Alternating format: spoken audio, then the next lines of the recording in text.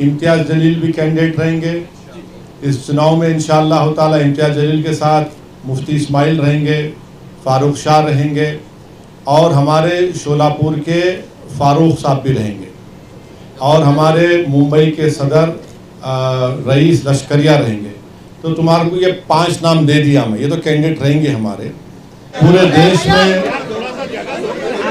इस कानून के खिलाफ, इस बिल के खिलाफ, कानून में इस बिल के खिलाफ एक गुस्सा है, क्योंकि ये जो बिल मोदी हुकूमत लाई है ये आर्टिकल 25, 26 और 29 का वायलेशन करता है। राइट टू इक्वालिटी आर्टिकल 14 का वायलेशन करता है। और ये बिल लाया गया है, इसका मकसद एक ही है कि मुसलमानों से उनकी वक्फ की प्रॉपर्टीज़ को छीन लिया जाए।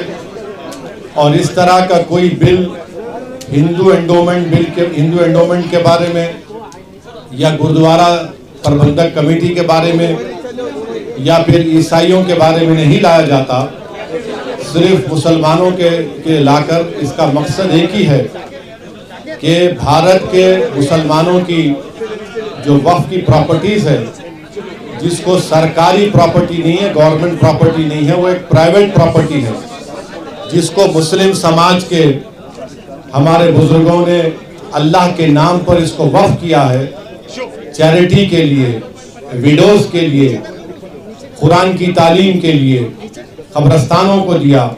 तो ये सब चीज़ें मोदी सरकार इसको ख़त्म करने के लिए इस तरह के बिल को लाया है।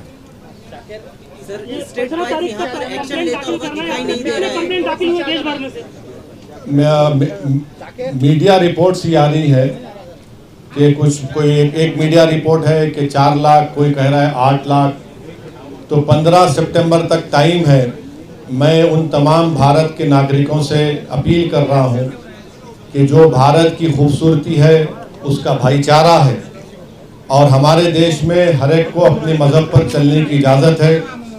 ये बिल इन तमाम चीज़ों को ख़त्म करना चाहता है।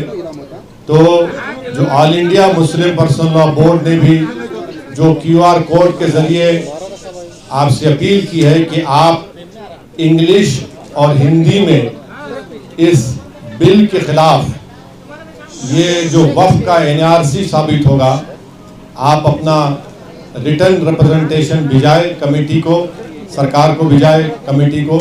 और महाराष्ट्र में ये कई जगह पर रिप्रेजेंटेशन दिए जा रहे हैं पर्सनल लॉ बोर्ड की लीडरशिप में।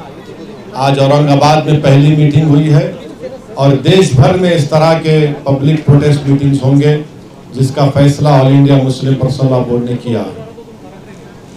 इस कानून में ये बात आपको समझना है कि लिमिटेशन का जो कानून है आप वक्फ प्रॉपर्टी से निकाल दे रहे हैं। हिंदू एंडोमेंट में लिमिटेशन अप्लाई नहीं होता, वक्फ में क्यों अप्लाई हो रहा है? हिंदू एंडोमेंट बोर्ड में और NGT हो या रेलवेज क्लेमेंट ट्रिब्यूनल, ऐसे 14 ट्रिब्यूनल्स है जहां पर उनके फैसले को फाइनल माना जाता है। और बीजेपी झूठ बोल रही है कि ट्रिब्यूनल के डिसीजन के बाद कोर्ट्स को नहीं जा सकते। आप रिवीजन पिटीशन डालते हाई कोर्ट में और फिर सुप्रीम कोर्ट जा सकते हैं। इस कानून में आप वक्फ बाय यूजर खत्म करना चाह रहे हैं, मगर सेक्शन 123 ऑफ प्रॉपर्टी एक्ट में आप transfer of property already allows कर रहे हैं। वक्फ बाय यूजर क्यों निकालना चाह रहे हैं? क्योंकि मोदी ये बोल रहे हैं कि 200 साल पुराने कागज लेकर आओ, और कागज नहीं निकलेगा तो वो उस प्रॉपर्टीज को कब्जा करना चाहते हैं। हिंदू समाज में by custom and by usage एक टेम्पल और टेम्पल की प्रॉपर्टी बन सकती है, तो मुसलमानों में वक्फ बाय यूजर क्यों नहीं बन सकता वक्फ? मोदी सरकार कलेक्टर को इतना पावर दे रही है कि कलेक्टर अगर इंक्वायरी जब करेगा किसी प्रॉपर्टी, कोई भी प्रॉपर्टी के बारे में वक्फ की, तो जब तक वो प्रॉपर्टी इंक्वायरी मुकम्मल नहीं करता वो प्रॉपर्टी वक्फ की नहीं रहेगी। और प्रिंसिपल्स ऑफ नेचुरल जस्टिस ये पुकार कर कह रहा है कि कोई भी कलेक्टर या कोई भी आदमी अपने ही मैटर में जज नहीं हो सकता है। ये कौन है आप कलेक्टर को इतना पावर देने वाले? कि कलेक्टर डिसाइड, उस एक्ट इस बिल में ये भी कह दिया गया कि इस बिल को कानून बनने के बाद या उससे पहले जो भी वक्फ प्रॉपर्टी है अगर वो गवर्नमेंट कब्जे में है तो कलेक्टर तय करेगा और कलेक्टर फैसला भी दे सकता है। ये क्या हो रहा है इस देश में? नरेंद्र मोदी मुसलमानों से ये प्रॉपर्टीज को छीनना चाह रहे, इसीलिए हम ये कह रहे हैं कि ये कानून आर्टिकल 14, आर्टिकल 25, आर्टिकल 26, 29 का ग्रेव वायलेशन है। इस कानून में ये था, आप देखिए मोदी बोल रहे कि कानून हम वक्फ प्रॉपर्टी को बचाना चाह रहे। पहले 95 के एक्ट में था कि अगर कोई वक्फ की प्रॉपर्टी चोरी करता तो 2 साल की कैद बामुशक्कत, रिगरस इम्प्रिजनमेंट। मोदी जी उसको सिंपल इम्प्रिजनमेंट कर रहे हैं। अभी नॉन बेलेबल है, मोदी जी बोल रहे हैं बेलेबल कर दूंगा मैं। मुतवल्ली अगर कलेक्टर की बात नहीं सुनेगा सेक्शन 61 में, तो कलेक्टर मुतवल्ली को अगर बोलेगा कि मस्जिद को तुम बोल दो गवर्नमेंट प्रॉपर्टी है, नहीं करेगा तो कलेक्टर को 6 महीने की सजा। आप बताइए क्या क्या करना चाह रहे हैं मुसलमानों से? आप ये कानून बना रहे हैं और जितने भारत की पॉलिटिकल पार्टीज हैं उनको सोचना पड़ेगा, चाहे वो इंडिया की सपोर्ट कर रहे हैं या नहीं कर रहे हैं, ये कानून भारत के कॉन्स्टिट्यूशन के खिलाफ है। आप कैसे इस तरह का कानून बना रहे हैं? आप पूरी प्रॉपर्टीज को छीनना चाह रहे हैं। ये काम इस बिल के जरिए मोदी करना चाहते हैं। सर, अगर एंटीलिया की बात की जाए तो उसमें कई सारे वक्फ के मेंबरान थे, उन्होंने नॉन वक्फ प्रॉपर्टी उसे घोषित किया है, तो उनको आप एक्शन लीजिए, उनको हटाइए और वो मैटर सुप्रीम कोर्ट में है। महाराष्ट्र की सरकार एक स्टैंड ले, शिंदे की सरकार एक स्टैंड ले उसके बारे में कि वक्फ की प्रॉपर्टी, और वो तो आगा खानी वक्फ का है, यतीम खाना है वो। मैंने 2013 में जब ये बिल पास हो रहा था मैं अपनी स्पीच में इस बात का जिक्र किया, यतीम खाने पर आप बना लिए, तो महाराष्ट्र की सरकार क्या बोलना है उसके ऊपर? तो यही देखिए ये कानून क्यों बना रहे, ताकि सरकार कलेक्टर के जरिए इसको कहेगी वक्फ नहीं है, या फिर कहेगी कि लिमिटेशन एक्ट का कानून खत्म हो गया, या फिर इवैक्यू प्रॉपर्टीज की जितनी प्रॉपर्टियां सब कब्जा करना चाहती है। तो ये कानून वक्फ को बचाने के लिए नहीं लाया गया है, ये कानून वक्फ को खत्म करने के लिए नरेंद्र मोदी लाए हैं। आप इस पार्टी की इस तरफ आ रही है, लेकिन कांग्रेस इस बारे में कुछ ज्यादा बोल नहीं रही है। देखिए आप मेरे बारे में पूछिए, मैं दूल्हा आपके सामने बैठा हूँ, अब दूसरे नहीं है तो मैं क्या करूँ? अब आप मेरे को क्यों उधर लेके जा रहे हैं? इसके रोकने के लिए अवाम में एक प्रोटेस्ट, अवाम में एक बेदारी, और अवाम जब ये फैसला कर ले कि ये कानून जो बिल लाए हैं ये वक्फ की प्रॉपर्टीज को बचाने के लिए नहीं बल्कि वक्फ के प्रॉपर्टीज को बर्बाद करने के लिए लाया जा रहा है, ये आप बताइए कोई किसी कानून में कोई कहता है हिंदू धर्म में या सिख धर्म में या जैन धर्म में कि उसको 5 साल हिंदू सिख और जैन होना पड़ेगा तभी वो दान दे सकता है? ये बिल में कह रहे हैं कि उसको 5 साल मुसलमान रहना पड़ेगा, उसके बाद वो वक्फ कर सकता है। अरे भाई तू होता कौन है मेरे को डिसाइड करने वाला? 5 साल, अब क्या 5 साल के बाद मोदी जी गले में हाथ डाल के बोलेंगे आओ सेल्फी ले लो, तुम 5 साल तुम्हारे मुकम्मल हो गए, तुम मुसलमान हो गए? अब मुझे सर्टिफिकेट लेने के लिए मोदी जी के पास जाना पड़ेगा कि मैं मुसलमान हूं? ये भारत के सुप्रीम कोर्ट का जजमेंट है 2006 या 12 का, रामजी दास कुछ, उसके खिलाफ है ये। इस तरह का कानून बना रहे हैं। आप जेपीसी में है सर, जेपीसी की बैठक किस मोड़ पर जारी है? जगदम्बिका नहीं, देखिए वो जेपीसी नहीं है, वो joint working committee on Waqf amendment bill 2024 है। जेपीसी को इन्वेस्टिगेटिव पावर्स हो सकते आउटसाइड द बिल ऑल्सो। ये वर्किंग कमेटी खाली बिल के ऊपर है, और उस वर्किंग कमेटी में क्या हो रहा है हम पब्लिकली नहीं बोल सकते, कोई भी नहीं बोल सकता, क्योंकि पार्लियामेंट के रूल्स हैं, वो कॉन्फिडेंशियल होता है। जब भी जो होगा रिपोर्ट होगा, नहीं होगा, जब उस पर बात हो सकती है, अभी नहीं हो सकता। हाँ, कौन-कौन पार्टियां आपके साथ? कहाँ पे? अरे भाई अभी देखिए अंदर कमेटी में क्या हो रहा वो नहीं बोल सकते हम। सर एक तरफ वक्फ का मसला है, दूसरी तरफ रामगिरी महाराज का स्टेटमेंट आपने सुना होगा, नीलेश राणे का मस्जिद में जाके। ऐसा है ना कि सत्ता के नशे में ये सब बकवास की जा रही है और गुरूर और अहंकार के मज़ाहरे किए जा रहे हैं।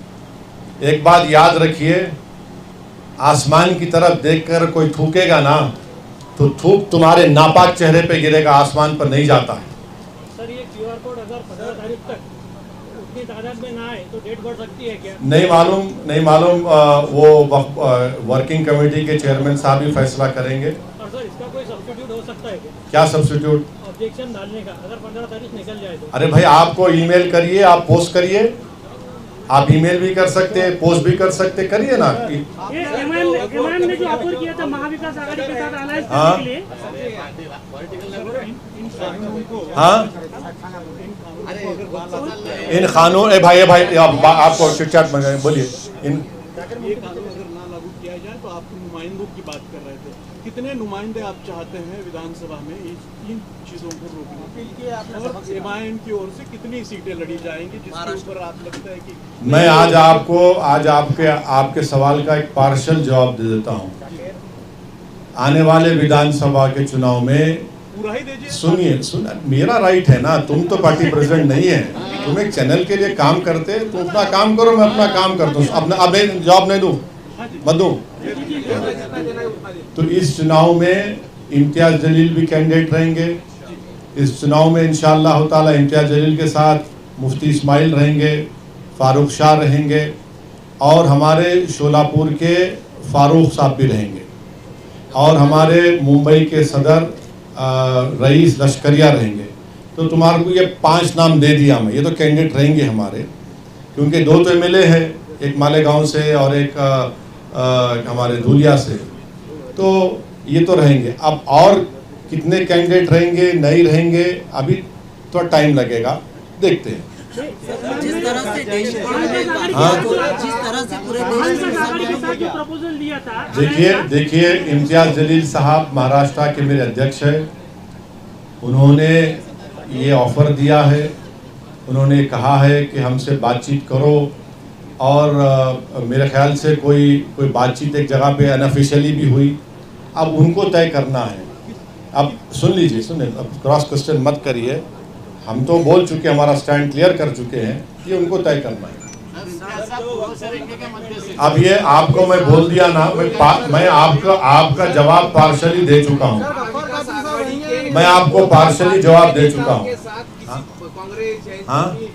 कांग्रेस के साथ हुई मीटिंग या एनसीपी के साथ हुई या शिवसेना के साथ हुई, इसके साथ इम्तियाज जलील सर की मीटिंग हुई जो अभी उनके साथ जाने की? नहीं, मीटिंग हुई नहीं हुई, किधर हुई, कहाँ पे हुई, तुम्हारे घर में हुई या मेरे घर में हुई, अब फिर वो सब क्यों बोलना? तुम्हारे को जो जितना हमको बोलना है उतना ही बोलेंगे ना। हाँ नहीं, तुम्हारे घर को आते हैं। हाँ हो गया, चलो अब दूसरा बात करो, दूसरा सवाल करो, हो गया, बस जवाब दे दिया आपको।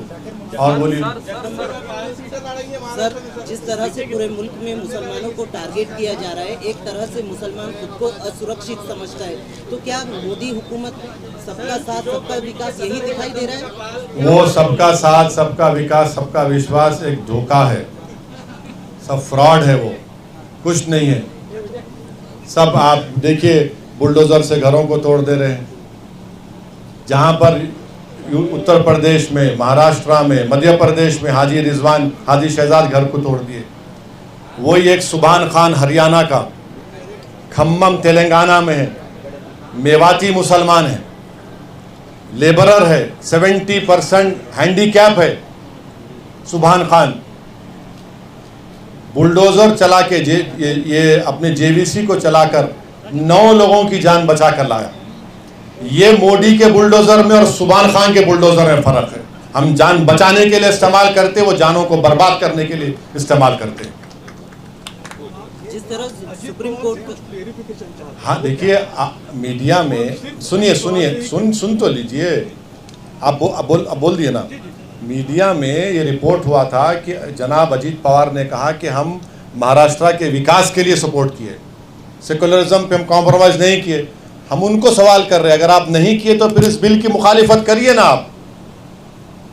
हम जनाब अजीत पवार से बोलना चाह रहे हैं, आप इसकी मुखालिफत करो, इसका अपोज करो।